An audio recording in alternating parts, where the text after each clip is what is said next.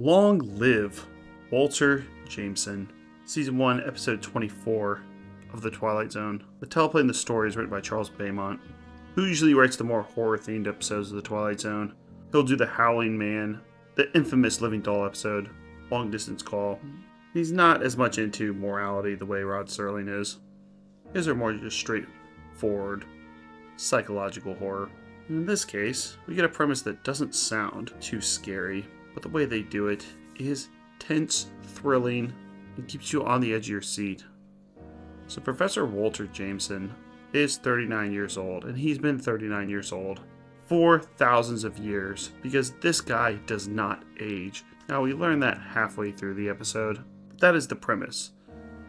He doesn't age, but he can still die. He's just been very lucky, as he explains, to not get into a car crash, have someone stab him, have someone shoot him.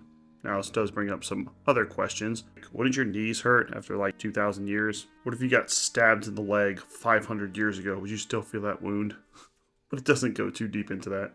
So he's a college professor, and he's dating this girl by the name of Susanna Kittredge. And he's quite a bit older than her. And they do look a little odd together. I mean, she's in her early to mid-20s. He's in his late 30s, though he plays around with his age. Sometimes he says 39, and then he also says he's 51. So maybe we could just have a happy medium that he's in his mid-40s. So he's dating a girl that's quite a bit younger than him. And he gets to deal with what every guy loves dealing with, the girl's father. Oh, that is such a joy, meeting her father, who was also another professor at the college. But Susanna's father, Samuel Kittredge, isn't here to necessarily bash Walter Jameson for dating his daughter. No, he's noticed that he's known him for 12 years and he hasn't aged one bit. And he finds that, well, weird. Which brings up another problem. How do you have relationships with people that you know for like 30 years and you don't age at all? But he does explain this a little bit, where he constantly has to move around. Obviously, he has lots of different relationships. Susanna's father is making sure that he's not trying to do the pump and dump with his daughter. So this really becomes a cat and mouse game between Walter Jameson and his girlfriend's father, Samuel Kittredge. As Samuel pulls out a Civil War book and shows Walter that there's a person looks just like the person in these Civil War photographies, meaning that he's been around for a very long time. Now, these are black and white photos from a long time ago, so couldn't you just chalk it up to that's just a doppelganger? But he actually confesses to her father that more than 2,000 years ago he met an alchemist that imbued him with agelessness, maybe some type of traveling carny, and that is why, for these 12 years, he hasn't aged at all. And then wonders, is this a problem with me dating your daughter? Father also asked Jameson if he could maybe share some of this alchemy with him, since he's 70 years old and he's afraid he's going to die soon, but to no avail. This traveling magic peddler is long gone, because I assumed he used the agelessness spell on himself and also Walter Jameson, but he probably got killed along the way, since going 2,000 years without suffering a debilitating injury would be difficult, and Jameson just chalks it up to him being lucky. And the first thing that came to my mind is, well, wouldn't he have scorned lovers that he leaves? Wouldn't he have people that would notice that he isn't aging and want to find his secret out? And the story is playing with us a little bit, because that's actually what happens right towards the end. He does get to meet one of his ex-wives, that's this old lady, but she's none too happy about it.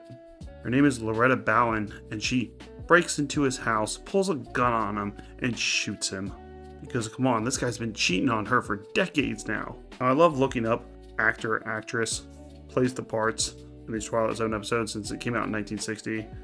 And Loretta Bowen is played by Estella Winwood, who lived until the age of 101. Yes, she got the agelessness spell herself. She was born in 1883 and died in 1984. How symbolic. And even explained on the Merv Griffin show when she was 95 years old that she smoked 3 packs a day. Wow. If only all of us could be that lucky. Stella Winwood was the nurse in the 1976 movie Murder by Death, and also in The Producer. She was one of the old ladies in 1967, and she lived until 84. Hold Me, Touch Me.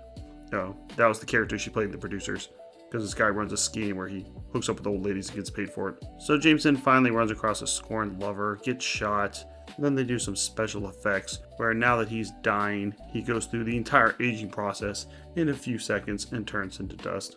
Meaning this old lady's gonna definitely get away with this murder. The character of Walter Jameson is played by Kevin McCarthy, who was in the starring role of Invasion of the Body Snatchers in 1956 and Death of a Salesman, and died in 2010 at the age of 96.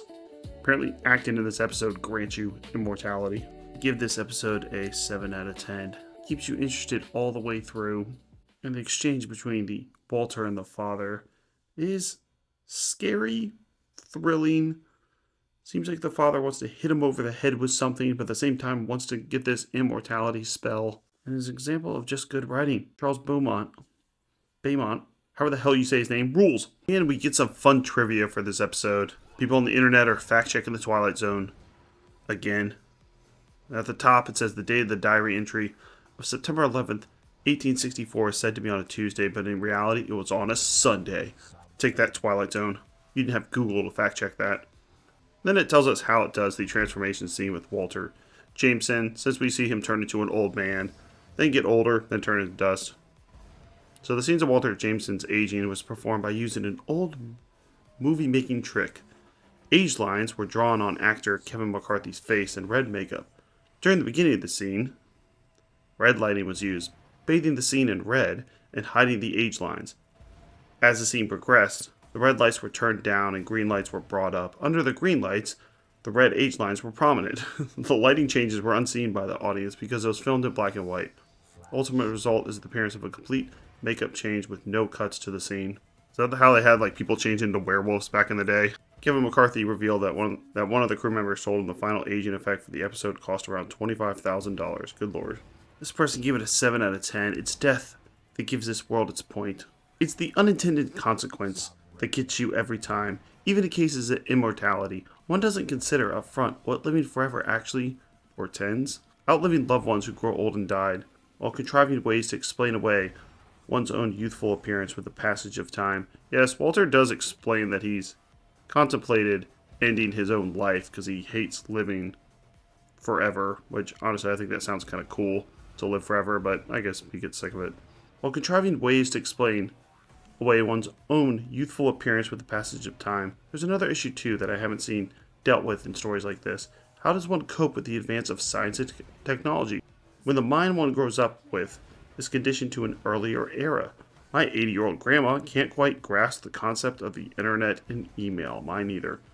While I, in turn, can't quite grasp the concept of Lady Gaga. Well, I kind of get Lady Gaga.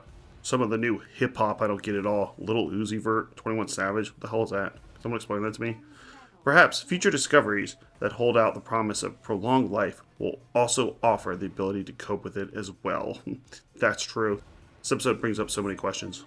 Next is another science fiction episode. People are like all over. Guess what? Someone's crash landing. Man, have they capitalized on the subgenre of astronauts crashing into a planet. No one crashes into as many planets as they do on the Twilight Zone. Except maybe Star Trek. I think they crash land on a lot of planets too.